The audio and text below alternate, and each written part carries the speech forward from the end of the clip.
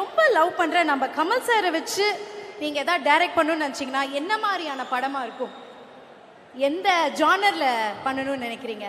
தென்னாலி. தென்னாலி. ஓ, இல்ல ஒரு ஆசை சொன்னேன், ஒரு ஆசைக்காக சொன்னேன். அதெல்லாம் பெரிய படம். ஒரு ஆசைக்காக சொன்னேன். நான் அதுல சார் நடிக்கிறது பார்த்து நல்லா அழகா இருக்குல்ல, ஒரு ஆசை இருக்கு, அவ்வளவுதான்.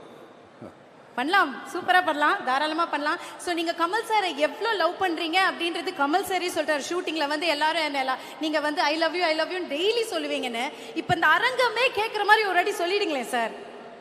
நான் ஒரு வாட்டி அவர் என்கிட்ட சொல்லல இது வரைக்கும். கமல் நானும் பரவாயில்ல, I love you sir. I love you, I love you.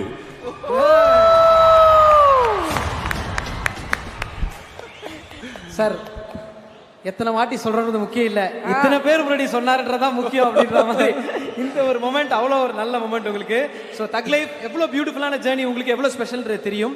ஒரு சில வார்த்தைகள் படத்தை பற்றியும் இந்த அனுபவத்தை பற்றியும் சார். சின்னதா சொல்லலாம், ஷார்ட்டா சொன்னா, நம்ம வாழ்க்கையில போகும்போது சில நிமிடங்கள் மட்டும்தான் ரொம்ப சாட்டிஸ்ஃபைடா, மலையாளத்தில் சொன்னா சம்திருப்தின்னு சொல்லுவான். எனக்கு அந்த மாதிரி ஒரு நிமிஷம் தான் அது. எனக்கு அந்த அளவுக்கு சாட்டிஸ்ஃபேக்ஷன்.